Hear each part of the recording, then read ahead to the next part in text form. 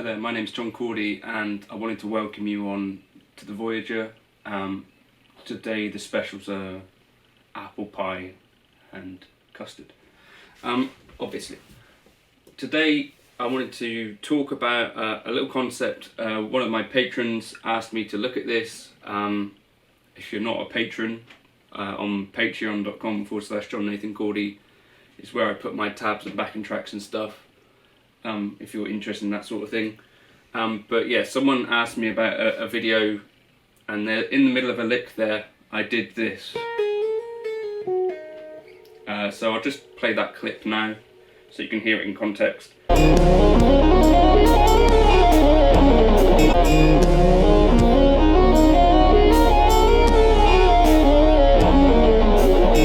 But they were asking specifically about how or why I choose chromatic notes. Some of the thought process of using these notes which are not part of the normal major scale. So in this particular key I was playing in F sharp major,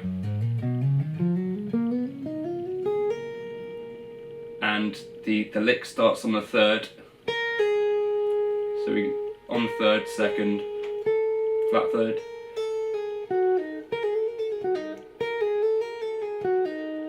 So I was just going to show you some licks that I think demonstrate how you could use this thing and talk about them a little bit more. So we'll start off with this kind of thing, but we'll do it in C major, I think, because that's probably a bit easier. So there's one little lick which you could use to kind of get your ear used to the sound of these chromatic things. So starting on fret 12, down to fret 10, then up to 11.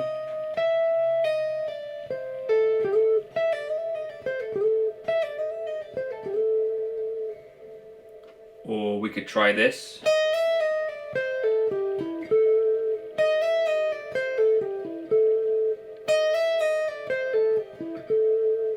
So that's just two little quick exercises to help you try and conceptualize.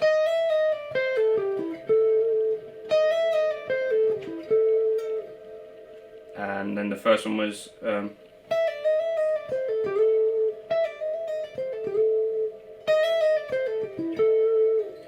and here's another exercise that you could try.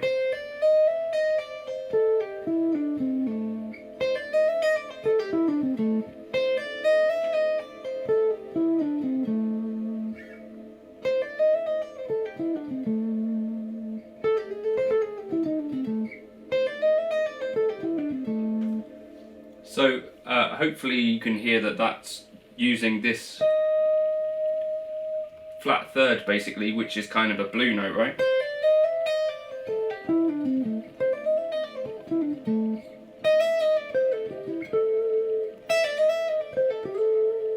So those little three exercises, I'll tap those out and put them up on the Patreon for you if you wanted them, but hopefully you can work it out from what I've just shown you there. But let's just talk about the concept. So we've got I'm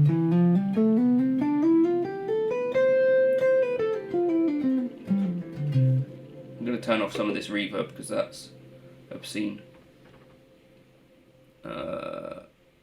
So we've got our notes of the C major scale: C, D, E, F, G, A, B, C. And what we can do is use the notes between those as a kind of...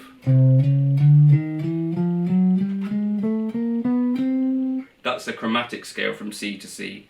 We can still use those notes, we just have to be a little bit careful with them. So one of the most obvious ones to use is that blue note, so the flattened third. It's like a sound that we're relatively used to probably.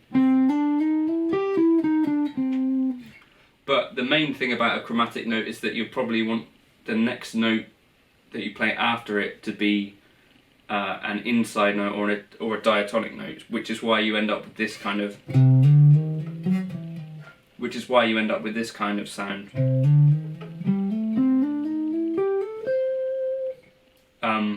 And that's quite a common, going from the flat third to the third, we hear all the time. The other one that is quite common is in what we call the bebop scale, if you're into jazz and stuff, between the 5 and the 6.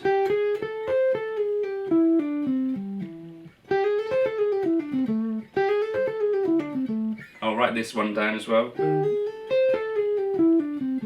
So we're going from the 5, sharp 5, 6, 1.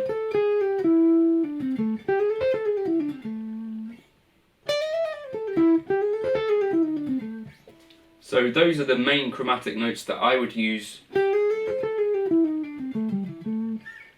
when I'm thinking about chromaticisms. Certainly that is quite common for me. That's quite common for me.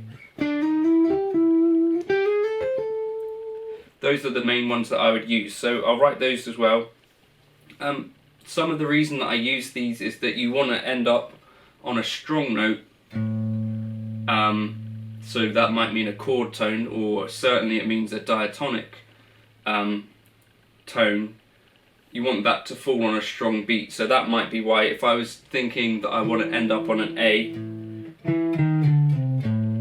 I might end up doing something like that. Or so I think part of the focus about trying to make chromatic notes sound good is that you want to A, resolve them to another inside note, and B, make your the notes that you end on be strong notes. In jazz, it's quite common to see the chromatics placed as kind of offbeat, and then you'd have the strong chord tones on the beat. So you might have something that sounds like 1, 2, 3, 4. So the chromatic notes happen off the beat, if that makes sense. Players like Guthrie and Tom Quayle, when they're doing the fast runs, that's not so much consideration. Like, you can start the chromatic note on the beat in the fusion world and it's not so much of a problem. In the jazz world, it tends to be chord tones strongly on the beat more so. So this is just another little exercise that you could try. So if we've got a C major triad, we could approach each of those chord tones with the chromatic note below.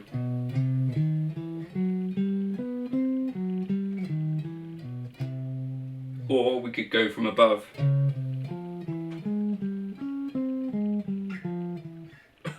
Or we could go from above.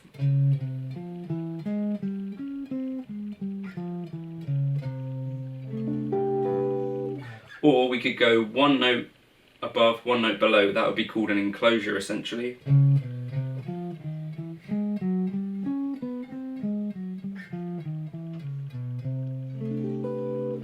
So those are a few quick little exercises and things that I think is worth checking out if you're interested in this chromatic stuff. That's the way I think about this stuff, and that's how things like that creep into my playing. Those are the little things that I've practiced and still kind of think about. The main chromaticisms that I would use are between notes 5 and 6, or degrees 5 and 6 of the scale, and 2 and 3. So the flat 3 and the sharp 5. So that's hopefully, I think, showed a little bit of an insight into how I would think about it, and these exercises and little ideas will be up on Patreon if you want to look at them. That's kind of my introduction to chromatics and chromaticism. I think there's some people that would talk about, you know, really methodic practicing of this stuff. I think the Barry Harris method, particularly in jazz, is focused on that bebop scale and relative to where you would be placing the beat and those notes. That's not really the way I think about it. I'm much more instinct based than that. But there are other things to look at if you are interested in this kind of stuff. So yeah, as I say, the flat third and the sharp 5 are the main kind of ones that I would use, and that's some of the ways that I would practice it. So hopefully this has been somewhat useful. If you got anything out of it, there's a buy me a coffee link, but only use that if you've found something useful out of this short little lesson. And leave comments below about questions that you might have on any of this, and on Patreon I'll put up these exercises that I've just run through here. So yeah, hopefully that's helpful. Cheers.